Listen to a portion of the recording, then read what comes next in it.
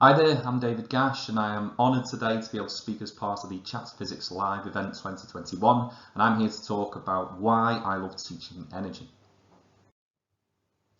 So a little bit about me. I've been teaching for 14 years or so, all at the wonderful Gatka School up in the northwest as a non-selective state maintained school. And within that time I've taught physics, but I've also been a middle leader at different levels, currently head of science faculty, and working as part of the extended leadership team. For the last couple of years I've very much been an EduTwitter fanboy participant, and within that done a little bit of blogging too, mostly about curriculum sequencing, but a few other spurious bits. If you want to check that out, the details are on the screen now. So in 2018, the wonderful Darren Forbes from the Institute of Physics came in to do some subject knowledge enhancement sessions with my team and I and one or two other schools. So we collaborated on some joint sessions on forces, waves, magnetism, energy and radioactivity. And it was in our sessions on energy for non-specialists where we got to get the toys out and really explore the stores and pathways model. And it was from that session that my team and I really started to appreciate just how useful it is in our teaching. If you're looking for some reading to do on the idea of teaching energy stores, you can't really go wrong by going to the Institute of Physics website, and in particular the Charles Tracy blogs at spark.iop.org. All of the various blogs and stuff I'll refer to, I'll link at the end of the presentation. So in this blog, Charles Tracy makes these 7 specific points about energy, the teaching of energy. Energy being a quantitative tool rather than a substance, I've already referred to. Explanations that explore processes. So if we take, let's say, a hammer striking some wood. So in the old treatment of energy, you might say, right, we have gravitational potential energy, and then we have some thermal energy. So it focuses on the labeling of energies, but energy isn't a thing to be labelled. Energy is a way of calculating stuff. So if we're going to be talking about anything, we need to talk about the processes.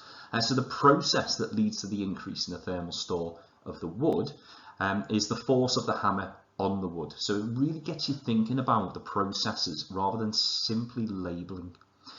One of the things to watch out for when you are doing these analyses is that you carefully identify a start point and an end point. So the start point in my previous example was the hammer being raised up, and the end point was the impact on the wood. Having these start points and end points will help you in your teaching because it just stops you getting into a bit of a muddle. If I take another example, you raise a golf ball high up and then you release it and it lands on the teacher desk. So you have the idea that the gravitational potential energy store decreases as the ball falls, and then you have an increase in the kinetic store, and then eventually the thermal store of the desk and the surroundings and the ball. At this point, you can get into a bit of a muddle in terms of, oh right, so the gravitational potential store is now empty. But of course, the ball's at a certain height above the ground, so you could argue, well, it's not empty, you could roll the ball off and it would fall further. Then, of course, you get down to the idea of your classroom being on the 3rd floor, so you've still got gravitational potential energy. The school is not at sea level, so you've still got gravitational potential energy. So very quickly you can get into a wonderful mess talking about energy stores. So having very clear start points and end points in any moment of your teaching of energy stores is really useful. We're always dealing with quantifiable terms. I think the treatment of heating as a process, the radiation, movement of radiation is really nice in energy stores, and it does support things like second law of thermodynamics and entropy and all that good stuff. So energy can be thought as a tool for accounting for whether or not a process can occur. So why do I love teaching energy? Well, it's one of those golden threads that the rest of the curriculum really does hang on, and I think if you get the teaching of it right, it can be a really powerful tool in terms of helping the students to explain lots of other concepts right across the 3 areas of science. So I'm going to start with the question, what is energy? And in fact, it's a bit of a trick question really, because energy in and of itself is nothing really. It's actually a tool that allows us to work out whether things can happen. Those who've been teaching a bit longer might recognise phrases like this idea that it's the capacity to do work. But actually, when you go into the national curriculum documents, the Key Stage 3 one, you don't ever see that definition, and rightly so. Energy as a quantity that can be quantified and calculated, and this is very much a theme that runs through the Key Stage 3 national curriculum, the Key Stage 4 national curriculum, and the GCSE specifications. The AQA specification refers to energy 152 times, but at no point talks about it being the capacity to do work. It talks about the idea of changes of stores and systems, but beyond that, not really. No explicit links as to its capacity to do work. Even in the A level, you've got this quantitative and qualitative application of energy conservation. So what is energy? It doesn't have substance itself, and none of the documents are referred to give the word substance either. It's a way in which we can work out, can we do X? Do we have enough capacity to do X? So this idea of the capacity to do work, we need to park, and we need to consider it as a tool for calculation. Those who know me will know that I can't talk about anything without talking about the sequencing of stuff, the sequencing of knowledge within Key Stage 3 and 4. And at my school, we teach these 4 big ideas, if you want to call them that, right at the start at year 7. So forces, particles, energy, and atoms. We do this because we feel that by teaching these big ideas first, you can then better explain and describe some of the other big ideas, such as cells, respiration, interdependence, far more effectively by drawing on this scientific vocab.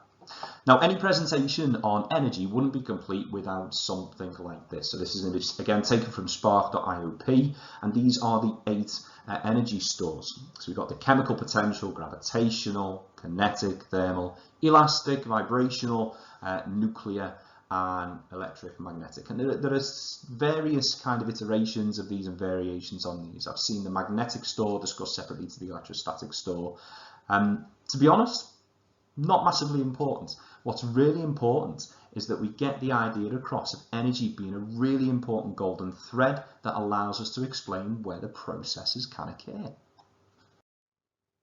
So we introduce the 8 different stores to our Key Stage 3 students very, very early on.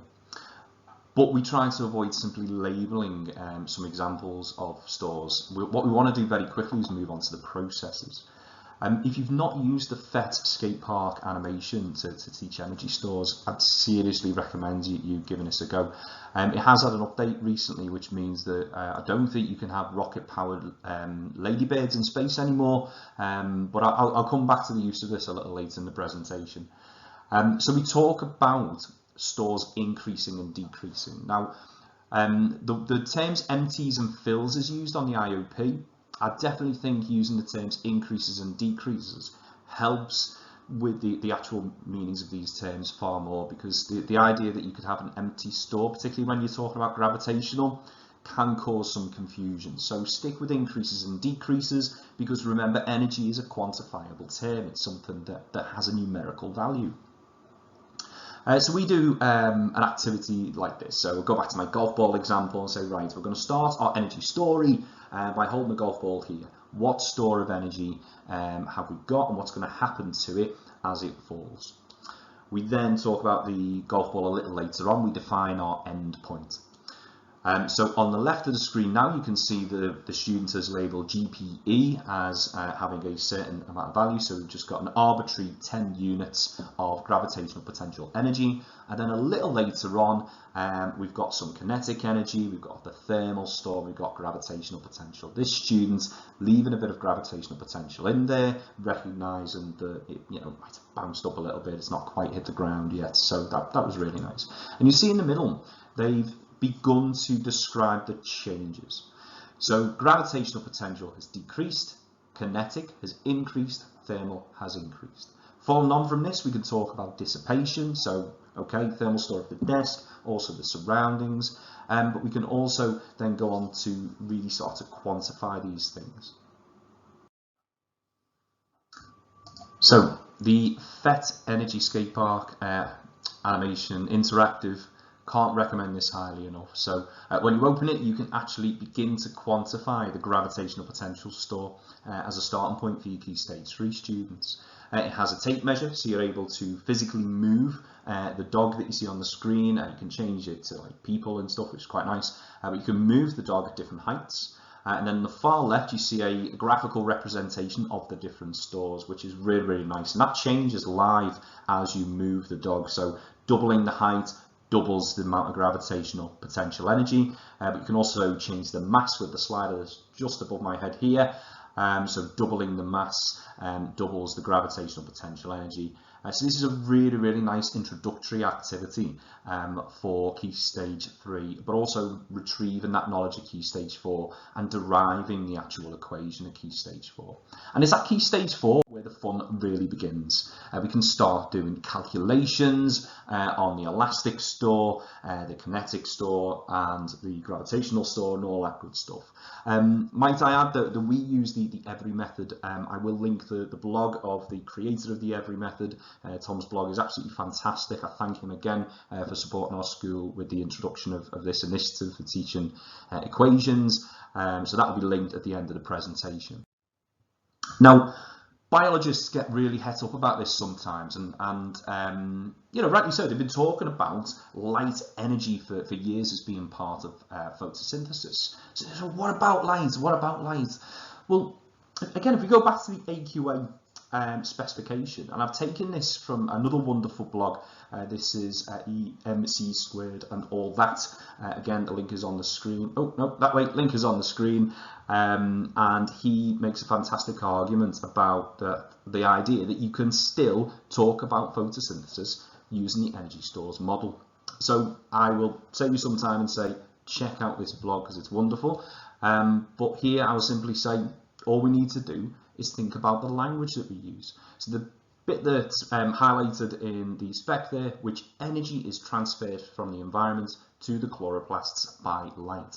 Again, you can see that AQA are using the pathways model here. Light is the pathway. The radiation is the means in which energy is transferred from the nuclear store in our sun to the chemical potential store inside of the cells of plants. So, you know, we can get past this idea of light energy quite quickly by simply being more mindful about the language that we use and when we're teaching photosynthesis.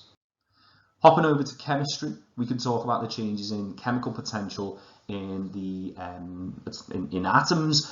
So here we have an exothermic reaction profile. You've got the progress of reaction, and then you have the amount of energy stored in the reactants and how it differs to the products. So that drop in energy stored there is then released to the environment via the heat pathway. So again, by retaining this energy stores and pathways language right the way through the three sciences, we can really help the students to develop a really meaningful understanding of different processes, whether it's gravitational potential energy, chemical stores, or photosynthesis.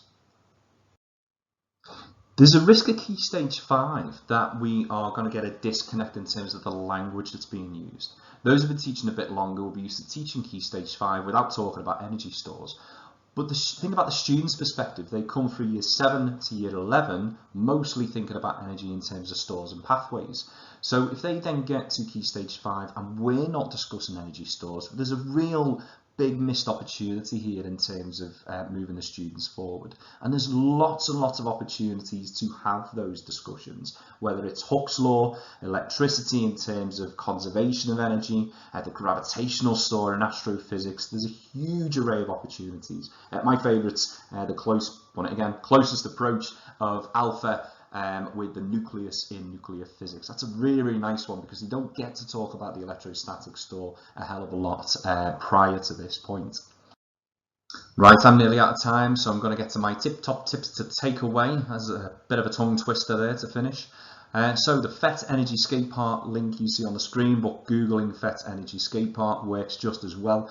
When you're talking about energy, define clear start and end points. It'll just help prevent you getting into a muddle. Stick with the terms increases and decreases, again reinforcing this idea that energy is a quantifiable term.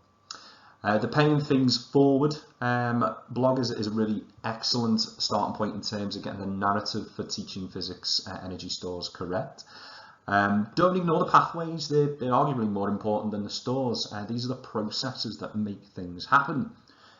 Energy is not a substance, it is a tool for calculation. And learning about energy allows us to carry out these calculations.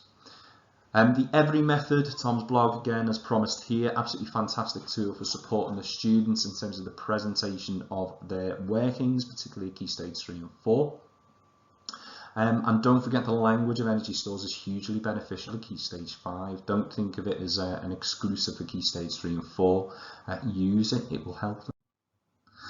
Okay, so here's all the further readings I promised. So Gethin's blog at the top there, paying things forward, the Charles Tracy blogs I talked about earlier. And if you fancy having a look at my work on sequencing, you can get it just here. I've been David Gash. It's been an absolute privilege to speak to you today. I hope you enjoy the rest of the event. Stay safe, take care.